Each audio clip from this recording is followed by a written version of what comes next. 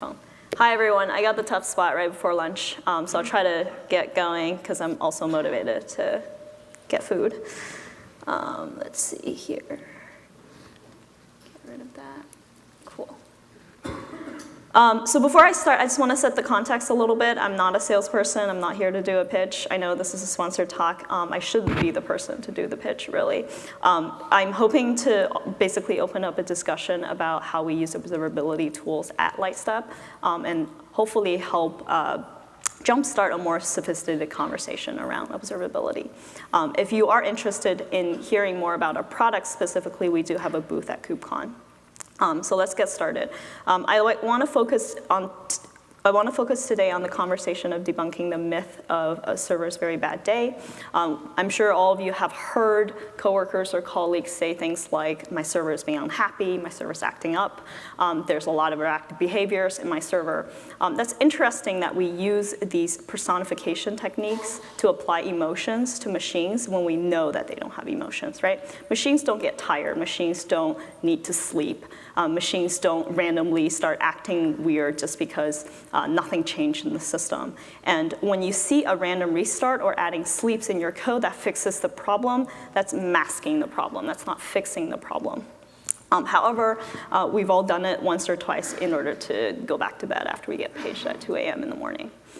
So why does this happen? This happens because our brains can't logically provide explanations for problems that occur when systems get too complex. This could happen with a monolithic architecture as you move from monoliths to microservices, or it could just happen with one single server as you get more and more complicated in your programming. The bad thing that happens here is that we start applying these temporary Band-Aid fixes in order to get through the day or keep the lights on so that the business keeps running. The problem is that this makes systems more complicated. Just because you got rid of a problem in a temporary period doesn't mean that they won't come back later. It also results in a lot of very unhappy engineers.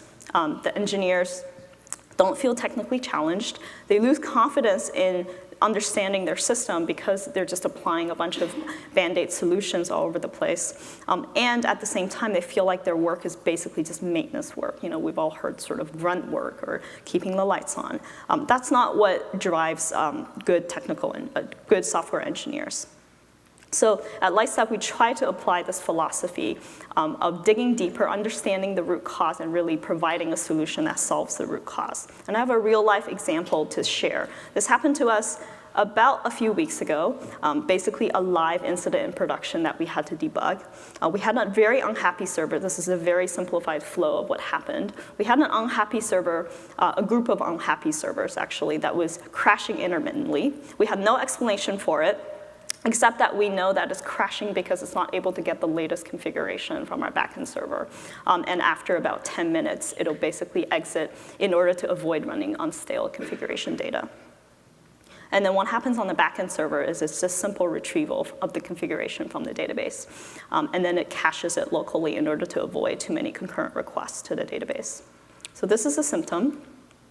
One of the first things we started looking at is, was this always the case? When did this start happening?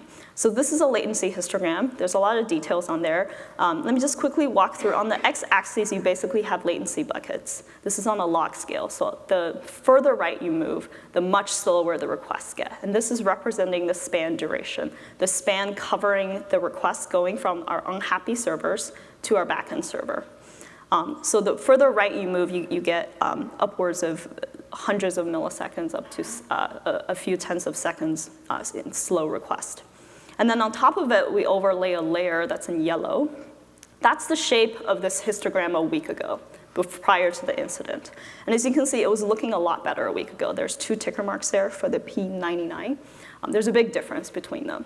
So we've had performance degradation over the past week, and that's all we understand. We also know that because of the slow request, as you move to the very far right, all of these requests are actually timing out because it's hitting our timeout parameter. And that's all we know so far. Again, just a data representative way of looking at our problem. The next graph we looked at is our time series graph. Most of you should be really familiar with this graph. We basically overlaid the latency and the rate on top of each other. So on the top, you have 3 colored lines representing the P90, the P99, and the P999. On the bottom, we have the rate graph of how often the request is happening. So there is an increase slowly over time that we saw. There's increased load on our system. And with that, we have increased latency. So actually, the very first thing that our on-call engineer thought about was, there's too much load for the server. Let's just throw more machines at the problem, right? Add to the number of instances we have. That's a valid reaction. There's a bunch of other things we thought about trying. We could optimize the cache. We could increase the cache TTL. That reduces the load on the database, keeps more things in the cache. There's also been a week between when the incident occurred and when we last saw good performance out of the system. And there's a week's worth of code changes and configuration changes. We could start by slowly rolling these back. This is also a normal reaction for an on-call engineer. We could roll back changes until the performance issues disappear. I really liked Brian's talk earlier. These are just all hypotheses, right? They're pretty much stabs in the dark. There's some technical intuition that went into this, but really we have zero data to back these theories up. We could try them and see what happens, but we just have very little confidence, and we want to be more data-driven. We want to make sure that we understand the logical explanation, that we don't explain the fixes with magic or with sort of waving a magic wand. So the first step to digging a little deeper is just by looking at a trace of a really slow request. So this request in total actually took 38 seconds, one of the worst requests we saw in our system. And very quickly at a glance, you can see that the authentication of the API key, that basically took no time. There's just one call from our backend server to the database. It's called, I think, get database configuration or something. That took 38 seconds. That's basically the critical path. And not shown on this trace, we actually dug a little deeper and looked at the database queries that were being executed once it reached MySQL as a database here. And the database queries actually took very little time as well. So something is happening when the backend server makes this request to the database, and we don't understand what's happening with this backend server. So we looked at some machine metrics, CPU, memory, and network. And we saw that the machine, all the machines in this backend server pool, they were CPU bound, which was really weird, because even though there's been increased load, the amount of QPS queries per second that these servers were receiving was pretty low. It should not be really utilizing that much CPU. We had bigger machines than the load should really be able to saturate. So we took a CPU profile of one of the machine instances just to see what was up.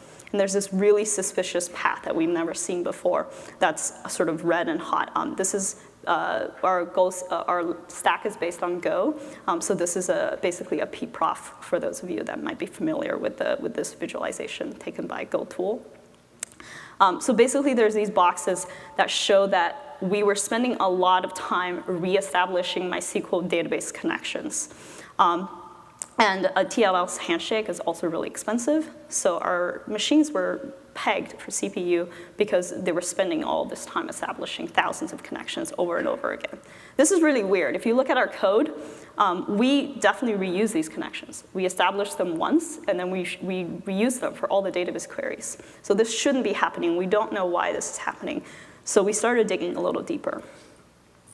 And then further investigation told us that these new connections were happening because of the way we handle Go context cancellation. When the cancellation happens because of a timeout, we actually tear down all resources associated with the request, including the database connection. So we shouldn't really be doing this. And what's happening is because of the number of timeouts that were happening, database connections were being teared down left, right, and center, and subsequent requests would basically generate another request to reestablish the connection. So the machines were thrashing doing this. Still doesn't explain why this started happening in the first place, just because of a little bit of increase in load. So we started looking deeper.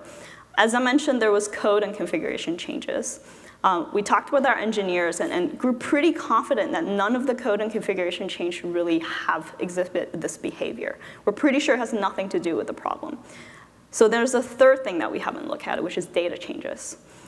So data changes all the time in our system, but we wanted to see if there was anything out of the ordinary. So we started looking at the client traffic making the request to the unhappy servers and how those requests got propagated to our backend. So the client traffic did change, We found one particular client that looked really suspicious because it was sending orders of magnitude more traffic than the rest of the clients. So that was weird. And lo and behold, that was the culprit. It was a misconfigured client that was sending requests with an invalid key that was just misconfigured. And the invalid key caused the backend server to then ask for configuration based on that key. And there would always be a cache miss because it's not in the cache, it's an invalid key. And that would cause a call to the database, which in turn caused errors to be returned back. And this particular client had a really, really aggressive retry policy. So it's basically hammering our backend with this misconfigured key over and over again. And we saw this in this error rate and operation rate graph, where it basically went from something that you can't even see, close to 0 requests per second, to something ridiculous, over 200 ops per second. So the solution after we understood the problem was actually really simple. We didn't have negative caching in the backend server. We just had to add that so that the invalid key stopped causing an orders of magnitude number of requests. We could just identify the invalid key and stop doing work as long as that key is invalid. So after adding negative caching, latency went down, the operation rate went down, error rate went down. Basically, the problem fixed itself. But there was a bunch of lessons learned through this incident management.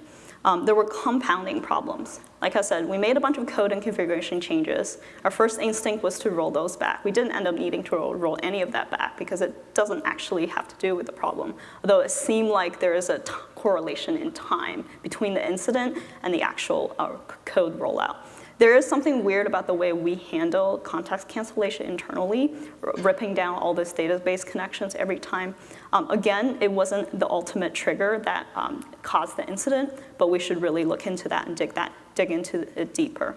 And at the end of the day, we were basically able to use data that we find through our observability tools, the profiling and the time series graphs and the latency histogram, to understand and provide a logical explanation for the problem, for every single problem that we were seeing. And we were seeing about mixed together 3 to 4 different problems.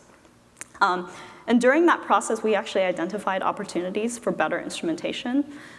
Instrumentation is always really difficult. We never start at a perfect place, but we don't really get hung up on that. If we see an opportunity for more or less instrumentation, there were a few PRs that went out because of this incident, just because how we understand our instrumentation could improve it. We kind of just leave our code in a better instrumented place than we found it in. Also, the lesson learned here is that we need to be on the lookout for language when engineers or developers start saying things like the server is acting funny, or the server is grumpy, the server is unhappy. When you personify things that are basically machines, that actually presents an opportunity for learning. It means that you're masking a problem, and you're probably applying a temporary fix to a problem that really requires deeper digging. And this allowed us to become more confident in our system because now we're more resilient towards misconfigured clients without making the system overly complicated. So at Lightstep, we try to repeat the cycle. This was a pretty small incident overall. It probably took less than 2 days overall to really find what the problem was. It was only happening with a small pool of servers, so it wasn't a high urgency issue. However, we took the time to gather the data and find the solution. And to us, that's sort of like building a muscle, right? Sometimes we do have to rely on technical intuition in times of urgency. And in order to improve your technical intuition, you need to build the amount of data that's available to you over time and use that data to provide root cause analysis. And that's what we're doing by basically repeating the cycle over and over again and keeping to the philosophy and the principle of using data-driven work in order to resolve an incident. That's it. It was short and sweet. This talk is based on a great blog post that my colleague Aria wrote. That's coming up, should be coming out tomorrow. And if you got your own interesting debugging story, please come chat with us at booth S10 at KubeCon. There's a bunch of other talks that my coworkers are giving tomorrow and the day after. Please come check us out if you want to have a deeper conversation about observability. Thank you very much. Give it up for Daniela. All right, now let's give it up for lunch. Lunch is outside, buffet style. Grab your box. I think that's what's out there. And please be back by 1:30. 1:30, people. Thank you.